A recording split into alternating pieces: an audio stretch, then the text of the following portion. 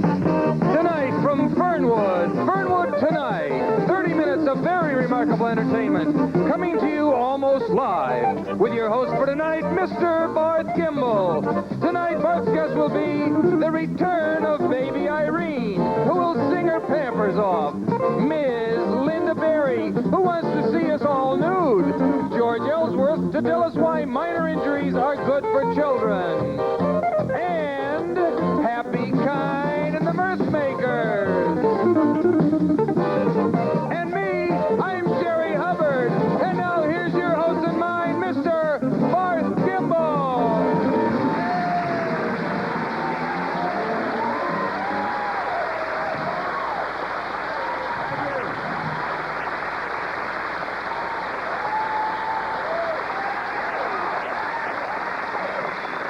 Thank you. Thank you, good evening, and welcome again to Fernwood Tonight. I am Barth Kimball. We won't go into that. You know what that causes. Oh, there it is. You know, so many fascinating things have happened to me since the show began that I'm actually, in a way, thinking of writing a book about the experience. You know, something like The Making of Fernwood Tonight or The Fernwood Tonight Log. I think it would make great reading, and around Christmas time, great burning. Imagine you and your family gathered around a blazing Fernwood Tonight log. Not just a joke. Anyway, perhaps the nicest thing that's happened to me since I've become, I guess the word is star. Although some people get embarrassed about saying the word star. I think when you're a man and you put on your makeup every night, you're one of two things, and a star is the one that I am. So clear that up. Okay? But the nicest thing that happened to me really is that you people have sent me such wonderful gifts. I showed some of them a few weeks ago, and it took the rest of you a while to get the hint, I think. So we've finally gotten enough here that I can show you some more. I want to show you some things here. This is a drawing here. Isn't this something? Mrs. Buell's third grade class down at M Street Elementary School. They voted on who they wanted to draw as a class project. And the top two vote getters, of course, were Fonzie and Farrah Fawcett. But they had too much hair. It was a little rough for them to do. So old number 3 here got the crayon treatment. Isn't that beautiful? Just proves... Isn't that nice?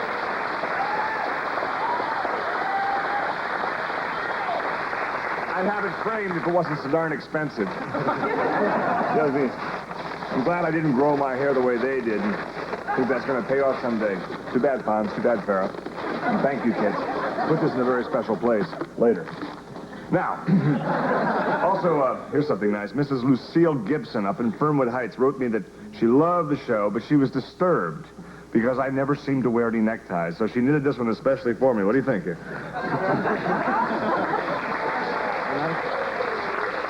Could also be a fly swatter warmer, I think. You can She's right on 2 counts, though. I don't wear ties, and she is disturbed.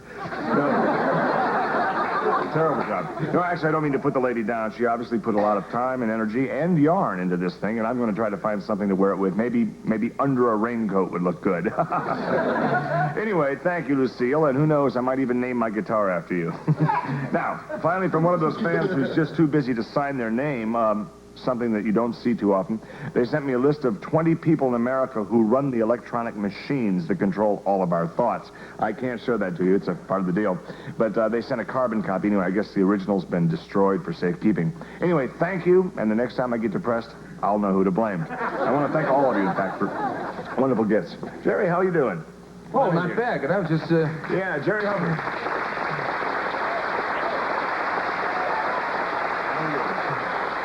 Exactly. For some of you who haven't gotten the ball rolling by sending in your gifts, for Jerry and myself, you're maybe a little intimidated by the fact that these are a little maybe more creative than you think you are. Don't worry. It's just like birthday presents. You can't go wrong with money. But you ever know when you tell people, they ask you, do you like big checks or small checks? You don't know if they mean the amount of the check or a pattern of a shirt. Yeah, that's true. Well, be clear. Fine. My first guest is back for her 3rd appearance. Her recent success in the Tri-County area is a direct result of our Rocket to Stardom feature. We had her here for that. Oh, isn't she terrific? She's one of my favorites. Tonight she's back on her own without a rocket to lean on. So please give her a very, very nice welcome. She's only 5 years old. She's one of our very favorites, baby Irene.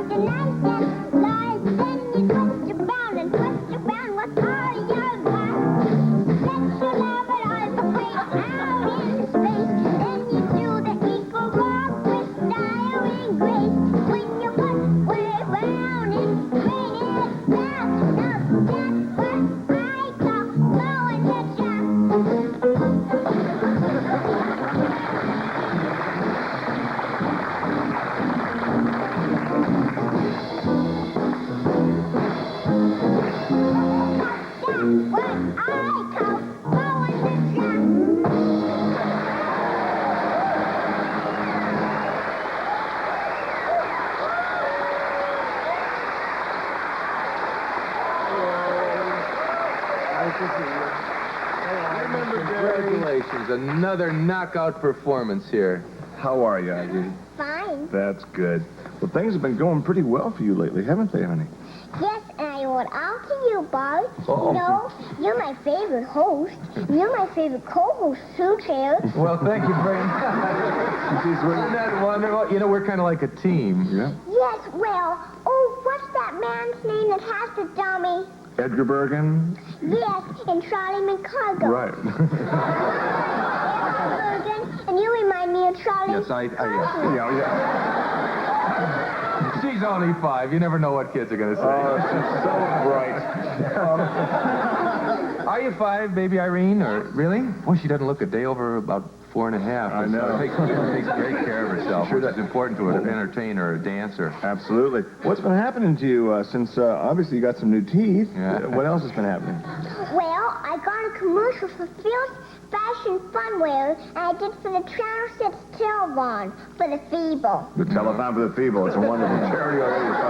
It's good. Sounds like your career is really going great guns. Little toy guns, I hope. Yes, I'm being typecast already. You're kidding. Typecast is what? Like a child, a little girl, a baby. What else? How stupid of me. But, you know, I can empathize with you, baby Irene, which means sympathize. Am I right? Empathize and sympathize. Those thighs is always confusing. But, you know, people will say to me, they'll say, Jerry, you know, you're doing very well. Maybe someday you'll replace Ed McMahon. And darn it, it burns me up so much because they never think, being this silly typecast, that I could ever fill in for Johnny Carson as a host, or on a much smaller scale, of course, for Barth Gimble here. So that's what happens with this typecasting. Mm-hmm. Irene, to be honest, really, what else is there for you? What would you like I to want to play more Matilda roles, More like Matilda. Ophelia. Maybe Who's Afraid of Virginia Woolf? You came back here to see us. Every time you come back, do you promise you'll sing and dance something for us? Yes. Even until you're too old? Okay. When do you think that'll be? How old do you think you'll be when you finally sing your last song? How old do you think you'll be? 11, 16. 11, 16. That's pretty old. And ironically enough, the date of the Magna Carta. We'll be right back after these words.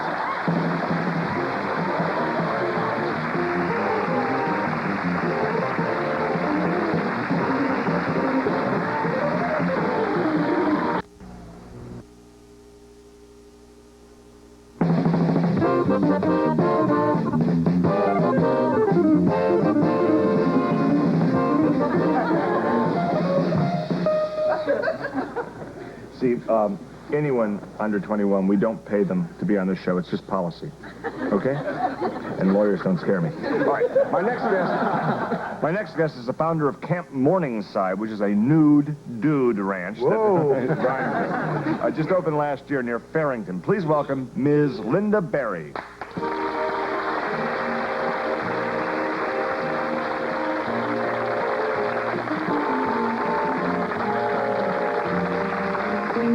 Before we start, these women today call themselves Ms., and it's confusing because I never know whether that stands for Miss or Mrs. Yes. Yes, well. It does. Oh, okay. Ms. Berry, I'm sorry. What brings you to Fernwood? Well, Barth, our camp has proved so successful and popular in Farrington that we're going to, just open all kinds of nudist camps all over the state. Wow. So I'm here in Fernwood to gain the public support and to, a lot of people don't know about nudism, so I'm going to tell them. Mm-hmm. Too bad it's not show and tell. Yeah, we get the bare facts. I'd like some naked truth. Now, you see, that is the perfect example for how some people react when they hear the word nudism, just like a child. Yep. But there is nothing dirty about nudity. You see, we want to see a day when people have the right to be nude and to visit camps and not to be interfered with by the police or the rest of their community. Well, that's good. Listen, if you don't mind my asking a kind of a Tom Snyder kind of question at the moment, if you're such a staunch nudist, what the heck aren't you in the nude for right now? I mean, what's the matter? No good? That was good. That sounded just like him. Yeah, it's not hard. Well, to tell you the truth, I wouldn't mind being nude right now, but I am staying within the law until we can get that changed. But you see, what we want is for a day when people can be nude, not just in camps, but wherever and whenever they want. I would like to see you nude, and you too, Jerry. I'd like to see all the cameramen nude. I'd like to see the whole audience nude.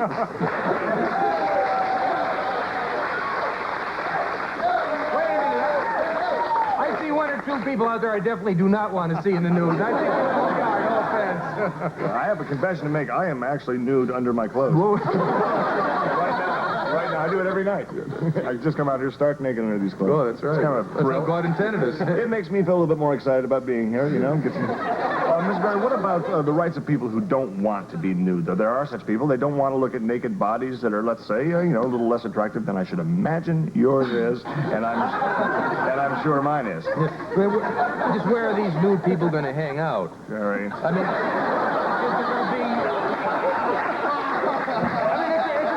they just can't go everywhere. Are there a certain section that they'll be allotted for them? And Yes, I think on airplanes we can have the nude and the non-nude section. Then, of course, if they have nude smokers and non-smokers, that could get complicated. Sure could. Non-nudist smokers, non-smokers. Yes, Clothes, smoking, please, window. Yeah. Yeah, that kind of thing. and also in restaurants. I think that if people want to dine in the nude, they should be allowed to. But I think at those seafood restaurants, you're going to have a little longer lobster bib. Why not get it all over your pants? We wouldn't have pants to get Also, I don't think I'd want to stand over by that salad bar. It gets a little icy over there. But also, it'd be good to use this nudity in the political process, because when we vote for a man, we know what kind of a man we're voting for. Also, here's what I mean. They wouldn't be able to hide those cash kickbacks, unless they put them under their armpits, and they'd have to walk around like this. Maybe that's where Richard Nixon keeps his 18 minutes of tape. Or they could just keep those speeches in their mouths, too. Well, Miss Barry, there must be some jobs, though, that, if you'll pardon the pun, are ill-suited to nudity. Construction workers, maybe, people who work around heavy machinery, for instance, something like that. You've got to admit that that's a potentially ugly and hazardous picture. Yeah, I certainly wouldn't want to come up to an intersection and find a nude policeman. I wouldn't be able to tell which direction he wanted me to go. You understand what I'm talking about? Yes, that is true, but there are so many things that can be done easier in the nude. Yeah, I can think of one right now. Just trying to lighten things up. Understand what he's saying? Yeah. I wish you a lot of luck with your campaign to bring nudity out of the woods, and I guess just sometimes we can't see the forest for the trees, really. I wouldn't mind being naked myself right now if it weren't for this great shirt I have here from Phil's Fashion Funwear right here in town. You did the commercial for that, didn't you, baby? That's not the corner of Oak and Jefferson, where their motto is, wear it 5 times, mention it 3, and it's yours. Thank you. We'll be right back. Can I get one?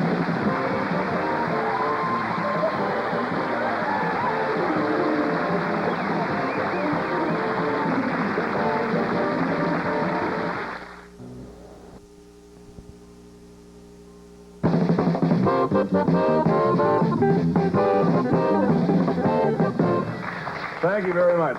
We're back. We were talking about nudity before with Linda here, and I was thinking, here we are, three grown people here, consenting adults, talking about nudity and our rights to show our bodies. Might be interesting to find out the viewpoint of someone who doesn't really have a body yet. Certainly 3 or 4 years away from anything that's going to turn anybody on, if you know what I mean. How do you feel about it, baby Irene? Do you think people should be allowed to go around with their clothes off? No, I don't. Why? 'Cause that's of the devil. That's the devil? The devil working. Okay. Actually, I agree with you. Really? Oh, yes. Many philosophers throughout the years have pinpointed the devil as being as the basis of a lot of the evil things that happen. Kierkegaard, Rousseau, Flip Wilson mentioned it. But, you know, How does that have to do with taking off your clothes? Well, it's considered evil. You know, it's the devil made me do it, or... What the devil are you doing with your clothes off? Yeah. That kind of Or how'd you do on your date last night? Oh, I had a devil of a time. Right. Getting you. Our next guest is an unusual and a very fascinating one. He's president of his own toy company. This ought to be fun for you, huh? Toys? They're called Reality Toys, Inc. That's the name of this company, or Incorporated, I guess. Would you please welcome Mr. George Ellsworth?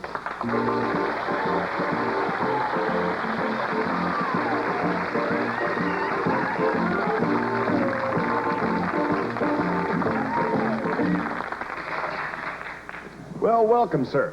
Reality Toys. Well, that's quite a name. That's a great name. Thank you, Boris.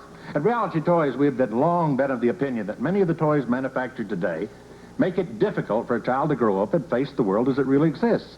Most toys encourage children to live in a fantasy world. So, Reality Toys tries to really introduce the child into a world that as it really exists, as opposed to the world of make-believe. Right.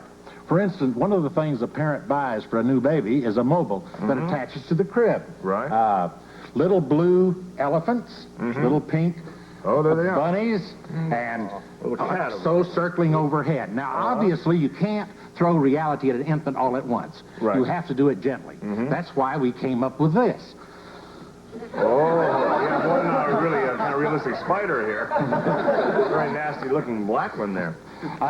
Tarantula. Now, baby sees the spider, he'll perceive that maybe the world isn't all peaches and cream. Absolutely. I think that's silly. Then when the baby gets older, we have this. Looks like an ordinary garden variety teddy bear there. Retail about $15, $16, right? Teddy bears are cuddly. You wind them up and they sing, "Rock-a-bye baby." Right. However, in real life, they're not cuddly. Nor do they sing "Rock-a-bye baby." No, they play rough. Plenty rough. And when you wind it up, you don't hear "Rock-a-bye baby."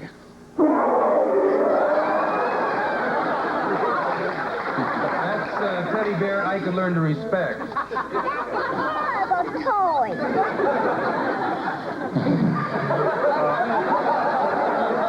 Mr. Ellsworth, how do parents react to a toy that can actually scratch their child? I mean... Most favorably. A lot of mothers tell us they just used to stick their child in a room full of toys and leave them there while they watched the soap operas or snuck a snort in the kitchen. Here's a popular reality toy. Traditionally, your dollhouse. Dollhouse, sure. Has been one of the worst offenders in the fantasy department. Perfect little rooms filled with sweetness and light. Right. Let's see. I think I see the mommy upstairs in the bedroom with the daddy doll. No, Jerry. The daddy's down here with his head resting on the kitchen table. Oh. And there's his tiny little whiskey bottle. Oh, bigger than he is. No wonder his tiny little head's on the kitchen table. And that doll upstairs with Mommy is wearing a tennis outfit. And he's giving mommy quite a lesson there, isn't he? Yeah. And I see a little teenage doll sitting in the bathroom with a rolling little teeny cigarette. This dollhouse teaches children to expect problems in relationships when they become adults. Now, here's something that took a lot of perfecting. That way, I think that we can just lighten up with that. I think it's carrying reality a little too far, don't you think? Obviously, Bart, we're not going to manufacture anything that would seriously infect a young body. Oh, okay. A gun that just goes bang, bang, and nothing else is not preparing a child for the real world of guns. This shoots tiny, tranquilizing bullets. How childish. Ooh. How about if I demonstrate by No, shooting no, no. That won't be necessary. I want to get into some of this other reality here. You say this is a little whiskey bottle. Let's just see if it is real. It's a great toy. We'll be right back.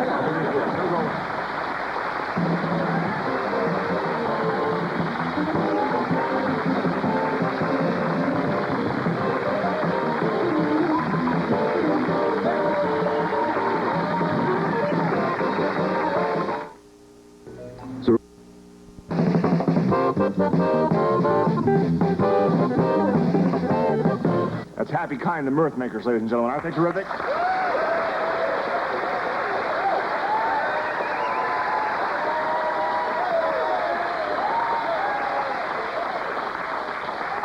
Well, that's funny. I think they are. I'd like to thank my guest tonight, Linda Berry, who a lot of people probably don't recognize her with her clothes on, but that is her. And best of luck with your nudist colonies all over the state. Baby Irene, once again, you were fabulous. And you'll come back and see us again. You promise? Yes. Okay, and we're the same stuff. I like that. Mr. Ellsworth, wonderful talking to you. Incidentally, something you can't see maybe on this toy. First of all, these things, you might think there's a lot of wastage in the world today with the ecology going. These are made out of our own metal potato chip cans in Japan. We send them over there as potato chips, they roll them out, they paint them up, and they come back as doll houses. I think that's great. Might want to notice right here, can you get in tight on that? This is something, they put like large hero sandwiches under the windows. Something you might want to try. You see that? You see that? Sort of like a taco in a way for West Coast friends. Well, Marty, I don't think that's quite sandwiches. It looks like some little grass with some flowers in it, maybe. And maybe ketchup. Okay. I'd like to also thank Jerry Hubbard. That's about it for tonight. Good night, everybody. Mwah.